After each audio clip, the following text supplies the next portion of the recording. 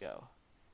Hello, everybody. Welcome to the Graphically Christian podcast. I believe that's what this will be called. We'll probably try to come up with some sort of alternate title. But hi, my name is Jon Matos, and this is my friend. You can put your name in there, possibly. Matt the Sniper. Matt Snipes. Why did I say Matt the Sniper first? Oh, whatever. That's going to be your nickname tag. from now on. Jeez, no. You just pegged yourself. Matt Snipes, co-creator, founder. I can just hear, like, we're at Hall H at Comic-Con. It's like, it's Matt the Sniper. You're just, like, strange, like, caricature of yourself. KD. No. Yeah. I shouldn't be. This is not even a website primarily about games. I shouldn't even be speaking in gamer language. Well, I think this is a website about art. That's how I framed it so far. And most of the stuff I do is about comics because we both make comics. We are the people behind Gauntlet magazine. We've created characters like Metaphor. Matt is the creator and artist on comic called Spade, and they're gonna come out in a like a magazine version later this month. One thing that we have to announce for those of you who don't know, who might know that me and Matt work on stuff but may not know what we're doing right now, we're doing an appearance at Wizard World Philadelphia. It's a Comic-Con in Philadelphia that's pretty big. And we're going to have a table under Graphically Christian Comics. So if you happen to like stuff that we do, if you already go to Comic-Con and you want to see us and see what we're doing, that's what we'll be there under. I'm also doing a panel on Friday at around 3:15. That's about making the transition from writing comics to writing a novel, because I wrote a novel recently and it's not published, but I want to do a reading from it and talk. Over here. Oh no, Listen, not a big deal. This is all because those stupid agents want you to be like Barack Obama in like speech, like public speaking, and like already in the door famous, and then they'll publish your stuff. But that's my own cross to bear. But the work we're doing together has been pretty cool. We've been working on this site, graphicallychristian.com. How long have we been working together in general? Like since we first started trying to make probably like comics? 7 years. Yeah. I think it all started your junior year of high school. To give a little background for those of you who don't know us particularly, we've been working on comics together for about 7 years now. I started on a comic called The Fascinating Flyboy, which I created in like middle school and never really did anything with. It was like a darker sort of Spider-Man type character. Since I've been learning to sort of draw better, because we were both aware at the beginning of this that I was a better writer and Matt was a better artist, and so we've been sort of coaching each other on that. Matt can talk a little bit about Spade if he wants. Give him. No, he doesn't. I'll let you drink some water because you've been talking like nonstop. Oh, jeez, but Spade is interesting because Spade's still around. Yep, it survived. Spade survived through all these years, which Flyboy I felt like is kind of like clocked in and out at certain points, and now he's out right now. We don't really know what we're going to be doing with. Yeah, I'm still working on him. But Spade's still around. There's not much to talk about. I mean, I don't want to talk too much about him because I feel like that's part of the story arc. The first story arc that I have for him is you slowly find out who he is over the first. Right in the first Gauntlet issue, coming out. I believe we haven't discussed this yet, but I think it's coming out July 4th. I like the whole holiday thing. You're still on. We were doing that for a while. Yeah, holiday releases. In case you guys, you guys probably don't know if you're new to our site that. Our stuff is out there in random places. There are places you can find our original stuff. And to do a quick summary, we started out as POW Comics, we were going to try to do full comics of Spade, Flyboy, and maybe even other stuff. When we started out, my original plan was to write a graphic novel of Spade. Right. like a 60-some page monster of Spade. And looking back now, I realized how much of a moron I was. Because having finished the first book of Spade and started on the second one, realized how much work it goes into just one 22-paged book, and the amount of hours alone to put into that. And looking back, that I wanted to write a 60-some page graphic novel when I first started out for Spade. So it started out. It started out as print versions of that. Right. And then we went more to a web comic where we were going to put out shorter issues of those characters on its own. And then also in there is the fact that, like, I had YouTube channels and I had taken a class on blogging, so we started doing a lot of video things to sort of get traffic to our comics. But as a result of that, we didn't really do much work on those comics. So that sort of fell by the wayside. Now we have a little bit more realistic way of doing it, where, like, we're doing short iterations of our comics in a larger magazine called The Gauntlet. We're accepting submissions now, so if you want to submit a story that centers around some sort of Christian theme, you can send it to jdmatos@graphicallychristian.com, and we'll look at it and hopefully come out with another issue next fall. But yeah, right now we're doing a Christian-based magazine that's short stories, poetry, art, and like short comics. And so the first part one of the first issue is going to be in the Gauntlet #1, and then me and Matt are working together on a comic called Metaphor that's also premiering in the first thing.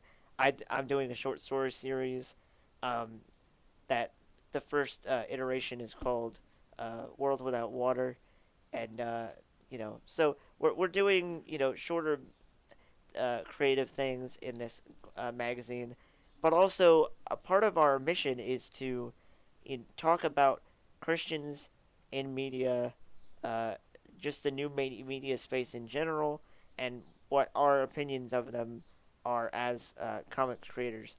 I mean, because not to cut you off, but to cut you off, as I seem to do a lot.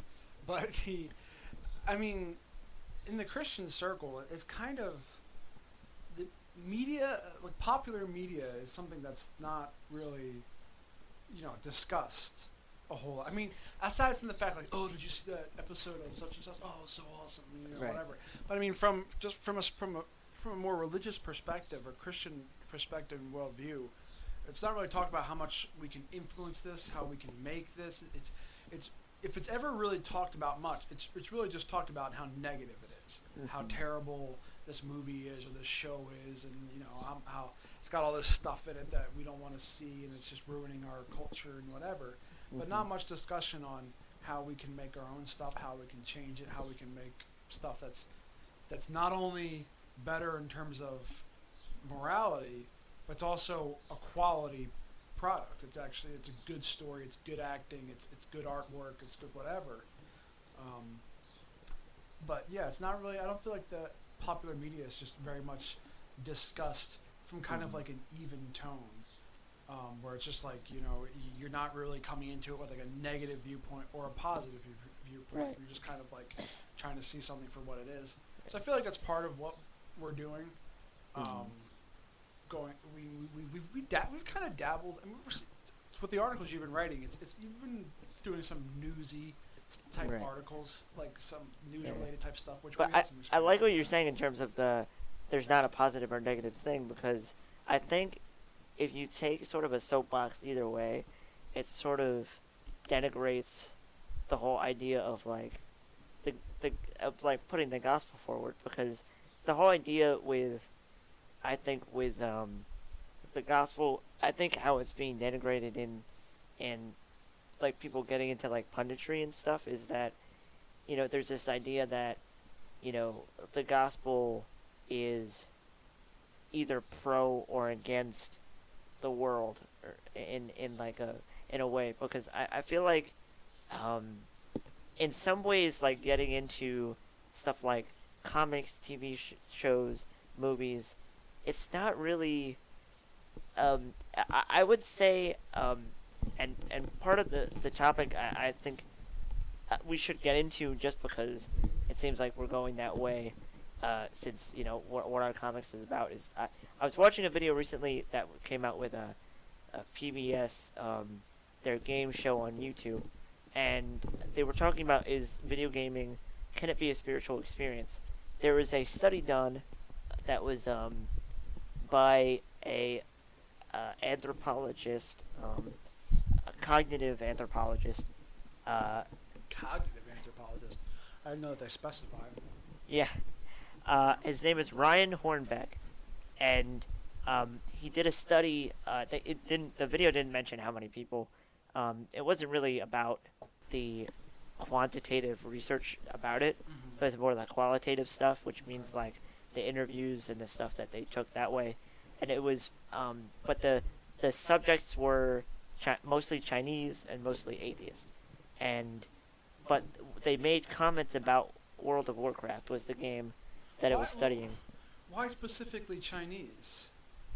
I'm not sure about that. Maybe it was just where he was based at the time, I guess. Yeah. and that's just who was there. I mean, there have been a lot of comments and a lot of stuff coming out recently, or research coming out that the gamer market in China is growing. It's one of the fastest gaming markets growing in the world right now, and more people are playing games in China than in most other countries besides the U.S. Maybe he thought, since it's such a isolationist culture, that like, since it's not really like Japanese where it's like, otaku, like they're so obsessed with culture, and it's influenced somewhat by the West and stuff like that. Maybe it's just like, okay, these are true gamers. Like this is the beginning of a renaissance of gaming in this country. Let me get this study in.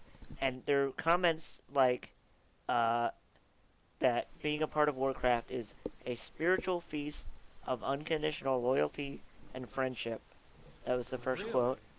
The second quote is, they see the souls of players set free, and you will be warmed by them. That was a sort of odd quote. Who's saying this stuff? People surveyed? These are the people being surveyed. Playing a character in the game is playing the soul of a person. And the last quote, I think, is the most sort of like extreme one. What we are playing is not merely a game. In World of Warcraft, we find a feeling of existence that we cannot find in the real world. And this is what I wanted to get into, because in some ways I do agree with the whole idea of transcendence, in that reading a book or watching a movie or something is an experience that's not like, it's not like a religious experience. Now, some people would take that as it's better than, like going to a worship service or something like that. Right. But to me, it's just a very different thing. And part of it, I think, is, there was a podcast I was listening to recently with Bill Nye, and he was saying that, say if you look at the Grand Canyon, the reason that he thinks that humans are amazed by that is because, we're not used to. It had something to do with like being able to see a far distance is just like an advantageous thing for humans, and to get that at an extreme scale like that. He said it was sort of satisfying some human thing that is subconscious. We don't understand it. But the thing I got out of that's a rabbit hole. That's a rabbit hole thing. But what I got out of that was that what he was saying was that it's a very basic thing that we've romanticized. And so what I think is that when you're going to see a movie or something like that, like I said, like after a while, if I like a movie, I'll like it less as time goes on. I think that's because it's such a visceral sort of experience that there's all these emotions that are tied into experiencing it. Right. And then once that ends, I understand that, I like this because, I'm sort of conditioned to like that sort of thing because of this reason. He was an underdog. I identify with him, so Right. that's why I like this or that. Right. So like, it's not really an experience like worship, but it's not. I wouldn't put it. I wouldn't compare it to a religious experience because it doesn't satisfy the same things. So I mean, like, what's the question here? That gaming can be a religious experience? Can gaming That be it can be a spiritual a experience spiritual experience? because this is what the host of the show. And what is his definition? What if his Well, qualification for these spiritual these experience? are his. Jim Warren is the host of the PBS Game Channel, Right. and after going over Hornback stuff, and going over there's another Swedish sociologist, Lars Tornstam, has another thing where he talks about what he calls cosmic transcendence, and Okay. that was defined as a feeling that's characterized by less materialism and self-centeredness, and also feeling that you mean something. So that was the So basically, Swedish guy. basically enlightenment is what he's talking. That's what the Swedish sociologist guy, that was his thing. So as a result of that, Jem and Warren, the host of PBS Game Show, he talked about two separate things. I wrote annihilation just because like that seems to be the Indian way of looking at it, where like you're losing yourself. Like if it's a game that requires a lot of concentration, that's the one thing you're focusing on. I'm gonna beat this, and you sort of lose yourself in it. And then the second thing is community. Like if you're on if it's a team based thing, Yeah. or even if it's something where you're playing alone, but you have like like people you're fighting for, Right. then you're sort of going with those. And so, like, I think the whole idea of transcendence, I think, is just like there are some very human feelings that get exaggerated, and he was saying that too. That like there's some sort of like it's an exaggeration of moral choice. Like you're not only is it like you're recycling a bottle, and it does a little bit to help the world or whatever. You're doing something that's saving the entire planet. So like there are Wow. some moral Okay. choices that you know that you that it hooks into. Yeah, but you're not though. Right. I mean, you can talk about the whole reality perspective, which I'm not going to get into that because that's a whole other argument. But especially from the perspective of an MMO, you're talking about World of Warcraft, where you're like, yeah, I'm on this epic quest line and I'm saving these people and I'm going to save Azeroth and I'm going to do all these things, but so is everyone else playing that game. Right. Everyone else playing World of Warcraft has the exact same epic quest line. They're all Right. doing the same missions. So it's like, yeah, I'm saving Azeroth. So are 11 million other characters. Right. And so it's like, you're not unique. You're not really saving Right. this place because the game world is not. That's the other thing is the game world's not changed based on what you do. Uh-huh. Say there's bandits attacking a village in World of Warcraft, and one NPC gives you a quest to kill those bandits. You go out, kill the bandits, but those bandits are on like a 60-second respawn timer for the next guy who's going to do that quest and come do it. Uh-huh. So you go kill those bandits. Yay, you saved the village. They're respawning in 60 seconds. They're not going to necessarily they're not going to assault the village. They're going to stay in their spawn locations. That's the way MMOs work. But you're not doing anything. The world's not persistent. The world doesn't change based on your decisions. So ultimately, even in the virtual world, your decisions are meaningless because they only affect your character. They affect nothing else. As far as as far as PvE is concerned, which it sounds like this is what Moses is talking about, your decisions only affect, your character's level, your character's gear, and stuff like that, and your statistics and marks of valor or whatever else they have in that game. I haven't played that MMO specifically, but most other MMOs these days are based off of the WoW formula, so a lot of stuff comes from there. But then there's the whole reality perspective where at that point you're completely detached from reality. If you're honestly believing that I'm saving this world, you don't necessarily believe that this world is real, that Azeroth is real, and that's the real you on there. But if you actually believe that you're saving a world and actually doing something worthwhile, you're deceiving yourself. I mean, it's a game. Games are intended for enjoyment, maybe for socializing, to meet new people, make friends, maybe to build teamwork, maybe to increase your problem-solving abilities when you have to work together with people to beat bosses or to do raids or whatever. But to actually believe that you're actually doing something worthwhile because you're completing a quest in a virtual world, it's nothing. I mean, it's if you're not being entertained, and if you're not, or if you're not socializing or doing something in the game for yourself personally, you're not benefiting from the game.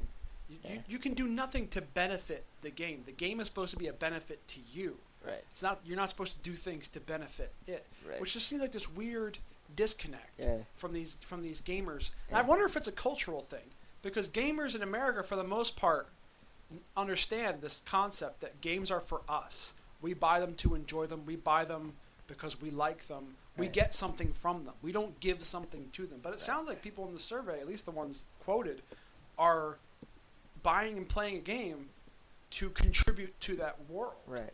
I don't know why. It Well, doesn't make sense. I think one thing, I really fell in love with my Eastern Studies class, because I learned a lot about, like, that's those sort of philosophies I didn't really understand before. And I'm not gonna say that I know.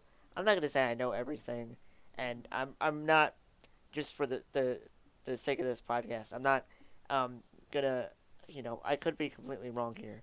But one thing that I would theorize is that, most of the different Asian religions sort of stem from Hinduism. And one idea in that is that, part of like the whole meditation principle is that you pick something to focus on, and if you do that well enough, you sort of lose yourself. You annihilate yourself, and that's called moksha. And that's sort of about like their idea of heaven. Their idea is that there is all of something called God and all of something that is corruptible. And that the whole idea of their nirvana sort of thing is that one day everything that is God will be separate from everything that is not. So part of that the Christians would agree with, but the idea that you can somehow, achieve this yourself through meditation on something that's completely corruptible is something that Christians wouldn't say is right.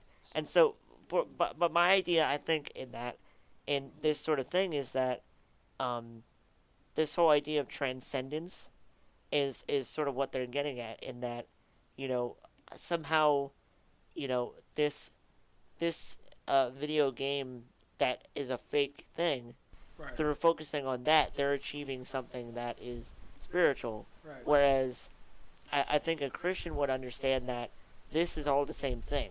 Yeah. Like, we're spiritual beings living a temporal life on Earth, and we make actions that are moral and that have ramifications in the future. Right. And we make those things as all part of the same thing. Like, if I do something wrong, it might have temporary consequences, and it's definitely going to have spiritual consequences. So, like, it's trying to say that, like,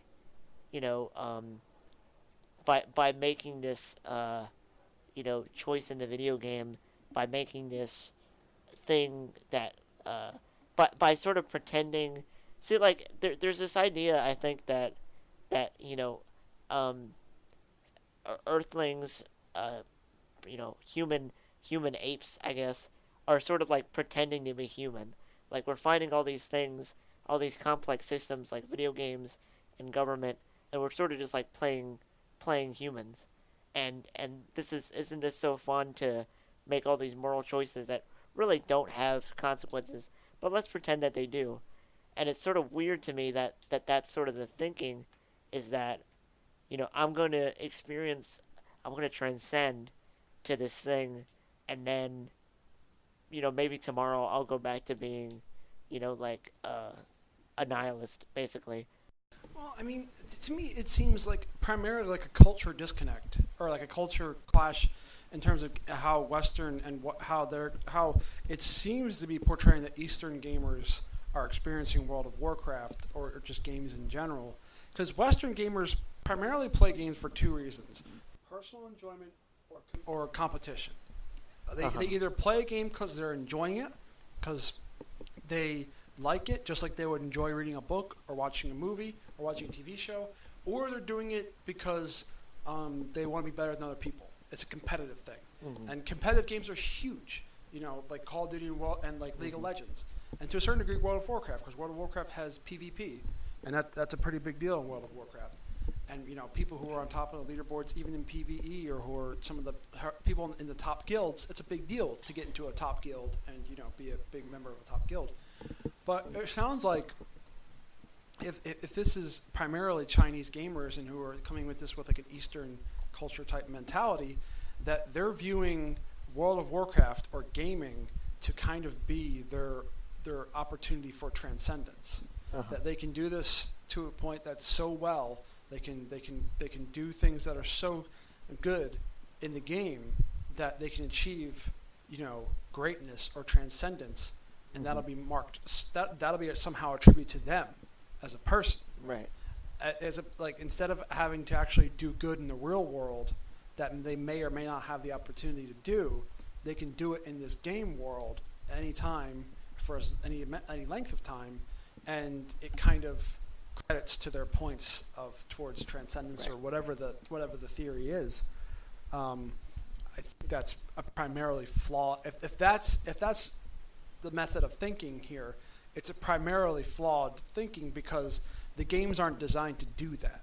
Games aren't designed to give you a transcendent experience. World of Warcraft is something like a 7 or 8 year old game, and it's made by Western developers. It's made to be enjoyed. It's made to be enjoyed, and certain aspects of it are made to be competitive. It's not made to give you a. It's not made to, make that, your. It's hard to explain exactly, but to make that your contribution to the world, your contribution to society, all the good things you do are resulted in that character. It's not intended to be that way, and it shouldn't be that way, because it's a virtual world that, my interesting thing is, what happens when World of Warcraft closes? Because it will end. The servers will shut the servers down eventually. Right. And that may be 5-10 years off in the future. I mean, there's already a lot of talk about how World of Warcraft is losing popularity and dying out. It's not where it used to be. So it's only probably going to continue to go downward in the future, which is fine. That's the way MMOs work. Right. Even the best MMOs like World of Warcraft, they survive for longer, sure, but they don't survive forever, because the core game doesn't change. You don't really release sequels to MMOs. You release expansions, and eventually you run out of ideas for expansions. And the server maintenance and everything that goes into maintaining an MMO and paying the people who are maintaining the world costs so much that your cost-benefit ratio, eventually the costs, outweigh the profits. So developers cut it off. I think Jim and the host actually talks about that. He says, maybe he never really makes a value judgment about it, but he says like this could be something that game designers take into account. And as we close here, I think you sort of stated what your opinion is. It's not really to you a spiritual experience. To me, it is different, and I think like in the idea of like writers in biblical times, like the writers of scripture were all inspired, but mostly were talking about events that were going on in their lives, and Jesus used parables, and I think that's probably the closest thing you could think of in terms of like taking a story and making it like a spiritual experience, because there's a direct analogy between you and the character. And that I think is why I like writing, because you can sort of put your shoes in somebody else, somebody that's going through something similar to you, and maybe see something differently and think, oh, this person's doing this. And sometimes even if it is like a fantastical character, as long as they're doing something that is self-sacrificing, or something that is courageous that you might not be willing to do yourself, there's still that impetus to apply that to yourself. Yeah, now here's the key here. I think this is the most important thing about this, is that I think if that's how you define spiritual experience, which you're basically talking about a learning experience at that point. Whereas if you're reading something, if you're watching something, or playing something, and as a result of reading, watching, or playing it, you see something, it affects you about what a character does or how they do it, and you start to think about your own life, like maybe I should make some changes. If that's your qualifier for a spiritual experience, right? I agree. Games can do that. Right. But it sounds like what these surveys are talking about is not that. Exactly. It's not playing a game or watching a TV show, reading a book, getting something from, like seeing something in it, inspiring you to do something in your own life. It sounds like all the good things that you should be inspired to do in your life, taking them and applying that all to a virtual game and doing it all in game and not doing any of it in your real life, which is basically just taking your entire opportunity to do good in life and putting it into a virtual world where it has no real consequence and will eventually be wiped out entirely with no real benefit in the short term or the long term. Right. Because NPCs, I'm sorry to break your heart, folks, but NPCs don't care. They're just code. They're not actually they're not actually grateful you saved their lives. Right. But anyway, that's why this is crazy. I think we agree with this, and I think that's a good place to end this one. We appreciate you listening.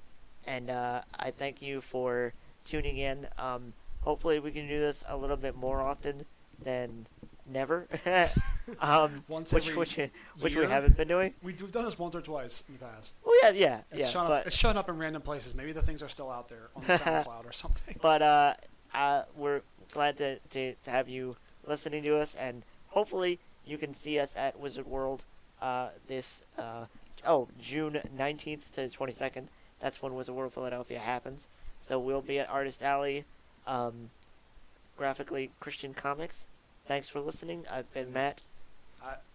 You've been John. I've been Matt. Oh. Yeah, there you go. I had a little transcendent experience there. Oh, please. And forgot what was going on. So check out graphicallychristian.com. That's the site you're on right now, hopefully. And we have a Facebook page, Graphically Christian Comics, at Facebook. So check that out if you are a fan, and we will catch you next time. Thanks a lot. Peace.